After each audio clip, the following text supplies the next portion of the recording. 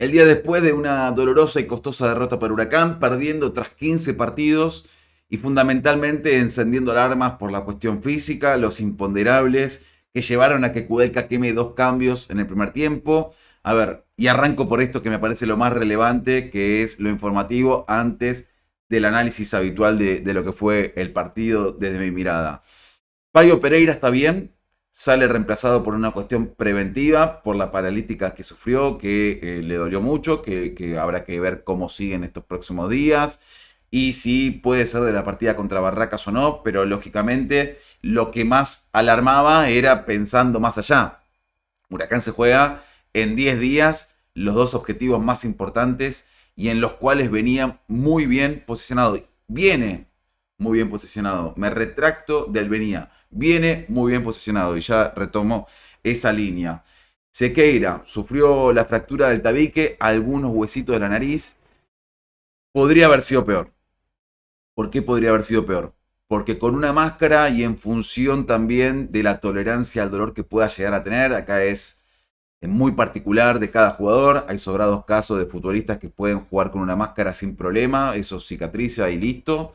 Y hay otros que con la molestia no pueden jugar. Insisto con esto, habrá que ver cuál es el caso de Sequeira, pero podría ser peor.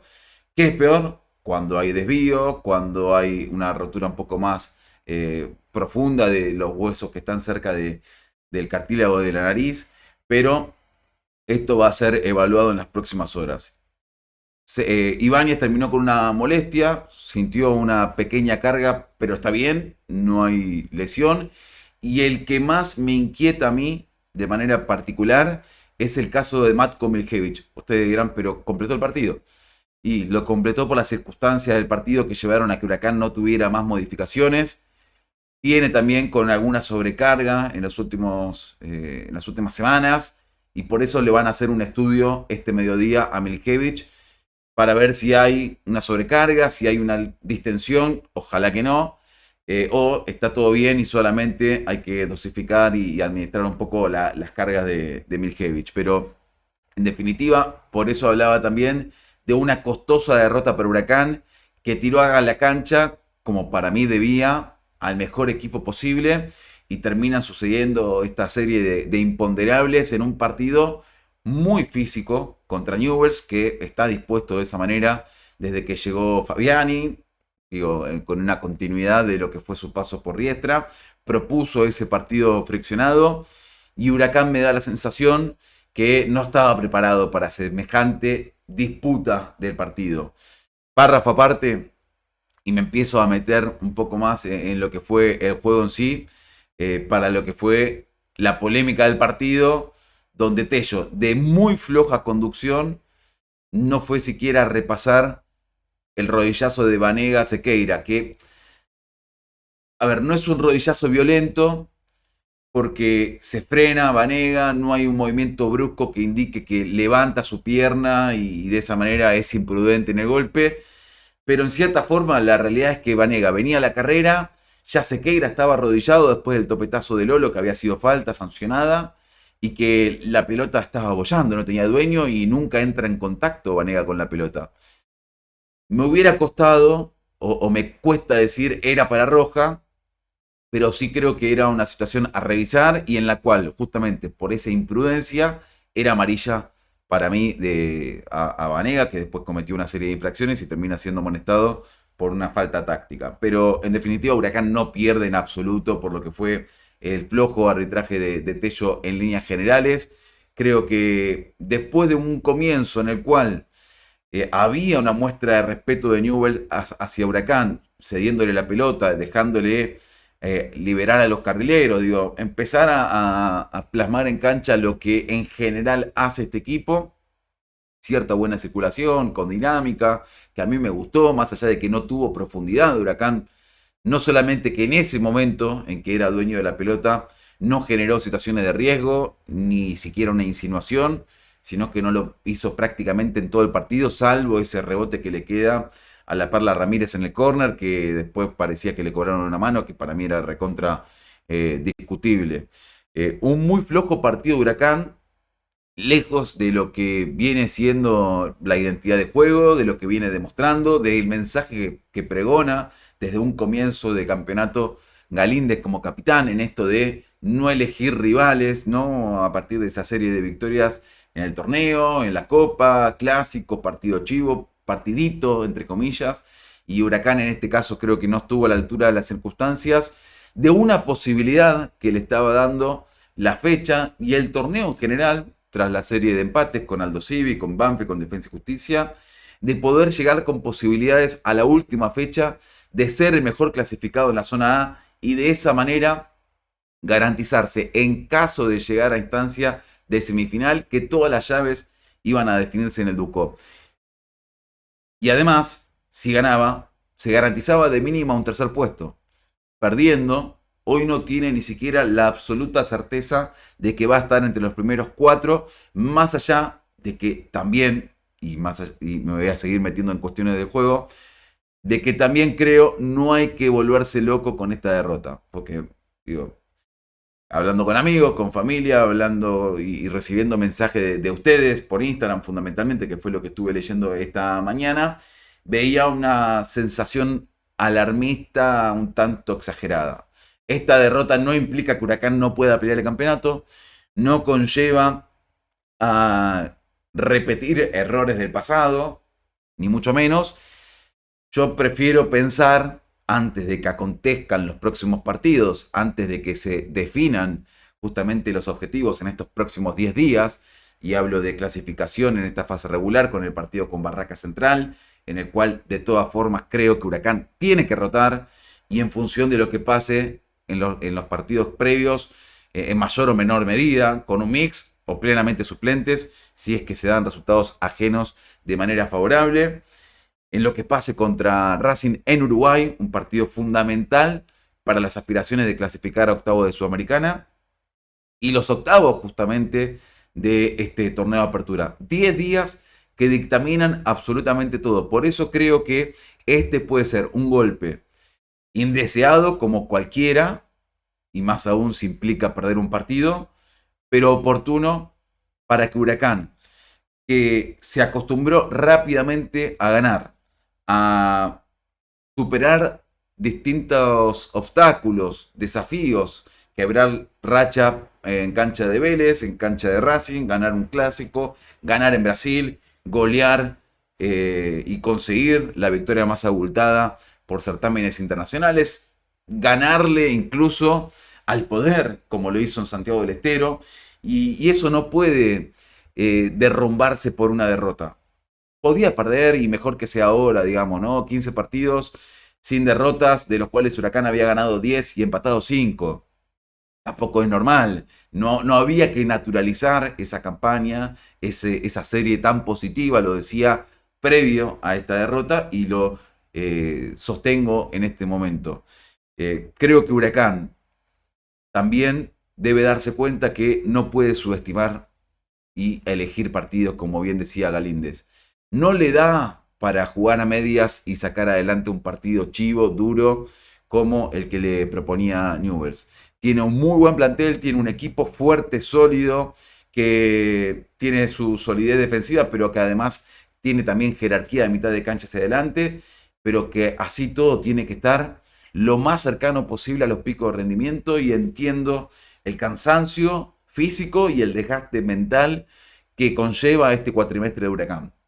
No hay otro equipo que se asemeje a lo que hace Huracán en el torneo y en la Copa Internacional, ya sea Libertadores o Sudamericana. Basta con revisar incluso lo que han hecho clubes de un mucho mayor presupuesto, como el caso de River y Racing, que están ahí viendo si pueden acomodarse en los dos frentes, porque todavía no están sobrados en ninguno.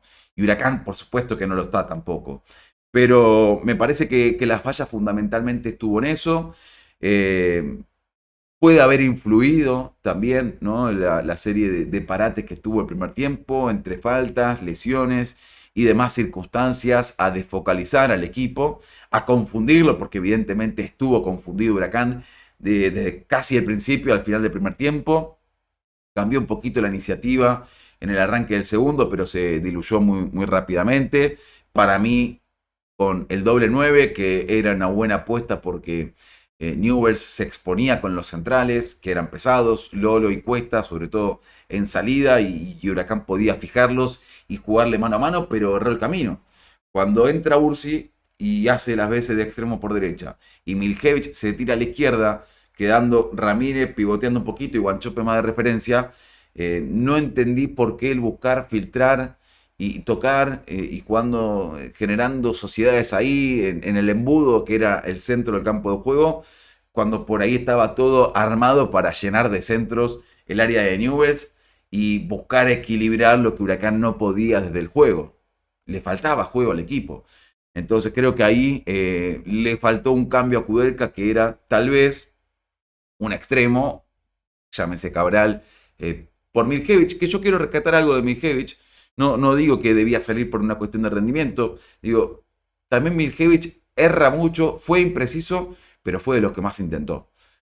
Sistemáticamente. Buscó por distintas alternativas, por afuera, por adentro, jugando en corto, filtrando, lanzando. Intentó todo. Apilando jugadores, encarando. La verdad es que le puedo rescatar eso al partido. Lo que fue el rendimiento en general de Pellegrino, incluso en el segundo tiempo en 2 ocasiones, agarra la lanza como lo hizo contra Aldo Civi para el empate rápido de Miljevic, el 1-1 si no me falla la memoria. Roba y sube, va a buscar, toca y no tira al centro, Huracán. Pero bueno, en definitiva la verdad es que fue un buen partido de Pellegrino dentro de lo muy malo. Y yo rescato al menos la prestación física de la Perla Ramírez, que no jugó bien, pero que considerando también lo que planteaba en la previa, es decir, espero que llegue bien a los octavos de final, no tirarlo en la cancha de manera indebida, si se quiere, después de que no hubiera podido estar ni siquiera a un 80% de sus posibilidades contra Aldo Civi, ni con Defensa y Justicia, y obligando a ser reemplazado. Digo, ahí fue una mala decisión de parte del cuerpo técnico porque termina demostrándolo con esa decisión de reemplazarlo en el entretiempo. Acá por lo menos lo vi que pivoteó, lo vi que intentó, que buscó, que luchó, que pudo tener cierto recorrido. Le faltó lucidez, le faltó precisión, le faltó ser abastecido también. Siempre me parece que el centro delantero termina siendo víctima también del funcionamiento en general, salvo que tenga una gran capacidad de resolución y de iniciativa propia, de inventiva incluso para generar sus propias ocasiones de gol, que no fue el caso claramente. Otra de las cuestiones que planteaba como necesarias a tener resueltas antes del primer partido de los playoffs, de la apertura, era el hecho de posicionar a uno de los centrales suplentes como el reemplazante directo del Payo o de Pellegrino. Creo que no sucedió. La decisión de Kudelka fue darle continuidad a la saga titular en todos los partidos. Finalmente, en un encuentro se mancó, entre comillas, y por suerte no de gravedad, Pereira. Tuvo que entrar Goitea, que fue el elegido, y volvió a equivocarse. Volvió a tener errores que preocupan porque es su carta de presentación. Lo conocemos mucho menos que a Zavala, a cual hemos visto poco en River, pero tiene una proyección interesante, es más joven, y que a Moya, que es surgido de la cantera del club. A ver, lo decía también en el match day. Entra un central, primeros partidos, ya habiendo tenido errores en anteriores presentaciones. ¿Para qué asumir riesgos innecesarios para el rol? Lo primero que hizo fue buscar filtrar pases verticales de 30 a 35 metros a los delanteros, que fueron imprecisos, que no le dieron continuidad al juego de Huracán, y después termina retrocediendo mal como lo hizo todo el equipo en líneas generales en la jugada del primer gol, y para colmo de males en el final otra vez un pase corto hacia atrás como en el encuentro de Copa Argentina que no termina en otro gol de Newell's de milagro. No voy a ser categórico porque de hecho hay un caso bien reciente como es el de Sequeira, de jugadores que pueden reacomodarse, pero sí es para tener en cuenta justamente y de manera individual por parte del jugador estos partidos y lo que vaya a demostrar en sus próximas oportunidades si es que se le presenta. Y creo que es imprescindible definitivamente que con Barracas pueda jugar alguno en reemplazo de Pereira o de Pellegrino, cosa de ver si alguno puede ya ganar en confianza, tener rodaje, porque en todos los casos, tanto Goitea, Zabala como Moya, podemos hablar de jugadores que pueden llegar a tener participación en un momento determinante del semestre, faltos de continuidad y faltos de confianza. La verdad es que Huracán, en líneas generales, pierde merecidamente. En el primer tiempo decía en la transmisión de Al Huracán que tampoco Newell's había sido superador, pero que en definitiva había sido tan malo lo de Huracán, tan lejos de lo que viene siendo su campaña y su andar en general, que merecía un castigo justamente como significaba la desventaja, a ver si generaba un sacudón ahí, un cambio abrupto desde la postura y en general para el segundo tiempo, cosa que no sucedió. Era de esos partidos en los cuales podés jugar 2 horas que no vas a meter un gol si no pateas al arco, pero debe servir de aprendizaje. Esto es meramente descriptivo, no atenta contra lo muy bueno que viene haciendo Huracán. Si Huracán aprende este partido, puede salir fortalecido en un buen momento. Porque, insisto, se juega el semestre y incluso podemos hablar hasta de la temporada con todo lo que hay en juego tanto en la apertura como en la Copa Sudamericana en los próximos 10 días. Tiene que estar bien procesada la decisión que tome Kudelka con su cuerpo técnico para el partido con Barraca Central, porque lo que no pudo garantizarse Huracán en los últimos partidos entre empates y esta derrota, no debería conllevar en la última carta que le queda, que es el último partido con Barraca Central, el riesgo de lo que hay por delante, el riesgo de lo que vendrá y ya tiene sobre la mesa, que son los octavos de final, que era el objetivo primordial, porque también esta muy buena campaña llevó a la clasificación con antelación y a que a partir justamente de que el primer objetivo, que parecía muy difícil, teniendo en cuenta la reestructuración tan profunda del plantel, incluso el arranque y la seguidilla de partidos brava que Huracán superó con creces, no debiera tampoco generar la confusión de correr la línea de meta y, no, si no clasificás segundo, tercero o incluso primero de la zona no sirve nada. No tiene que esto llevar a una crisis de identidad. No tiene que implicar una crisis existencial para Huracán, una derrota después de 15 partidos, porque el equipo sigue siendo el mismo. El equipo sigue estando bien y bueno, en definitiva, hasta pudo ser peor toda esta serie de lesiones y de imponderables que surgieron en la visita a Newell's. Me faltó mencionar el caso Matías Tisera, que afortunadamente ayer retomó la libertad, lo estaba esperando su familia en Córdoba, viajó su mujer con su hijo, volvieron a Buenos Aires, después de una serie de charlas, resolvieron con el cuerpo técnico su reincorporación para hoy.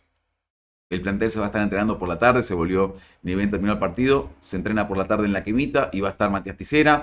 Yo entiendo que después del mes tan atípico que le tocó vivir, seguramente se lo lleve de a poco. Hoy sea un día para una charla más de manera personal e íntima con sus compañeros, con el cuerpo técnico, con el cuerpo médico también.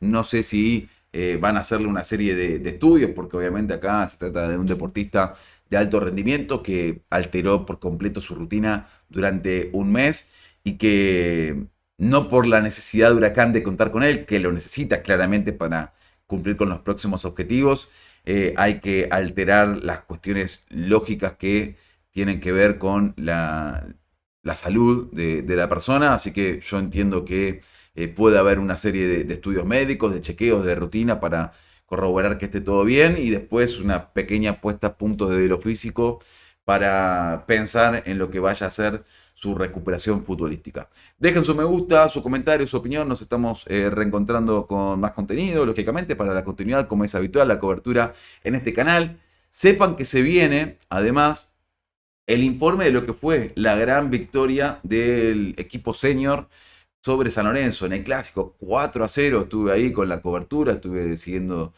de cerca los acontecimientos con lindos testimonios. La verdad me quedé también un ratito al tercer tiempo ahí en la quemita, no mucho porque ya tenía que volver a casa para hacer las veces de padre también. Pero vamos a estar con un lindo informe de la mano de Facu y Cintia, que estuvo también sacando unas lindas fotos y generando muchas imágenes, así que estén atentos a más contenido.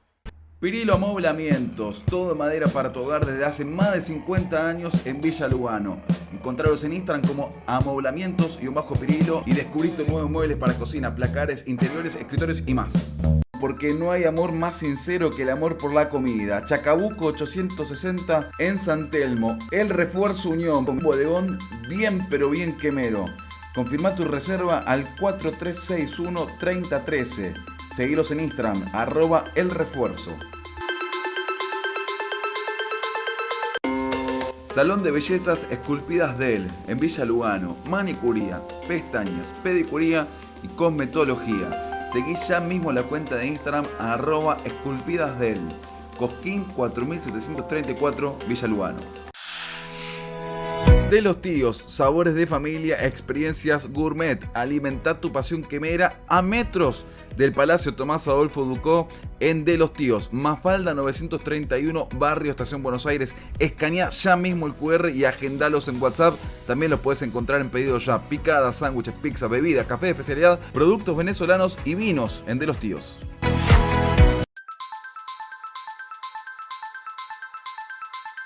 ¿Estás buscando tu nueva casa? No lo dudes y contactate con Pablo Sacor, tu agente inmobiliario de confianza y quemero. Pablo te va a asesorar y acompañar en todo el proceso de compra, venta o alquiler de tu propiedad. Para más información, comunícate al 15 59 12 65 24 o a través de Instagram @Pablo Sacor.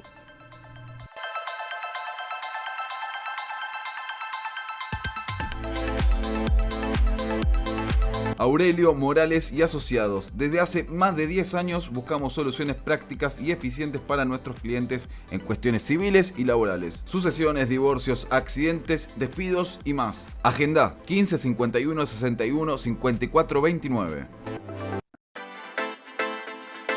Reins Consultora, protección y confianza, costos competitivos y variante de coberturas en vehículos, hogar, comercios y mucho más. Contactate al 15 23 25 66 41 y en Instagram @Reins Consultora. Alma en Colores es tu diseño personal de globo en tazas, remeras, gorras y otros artículos textiles. Búscalo ya mismo en Instagram como @Alma en Colores de Celia y Agostina, dos quemeras para quemeros.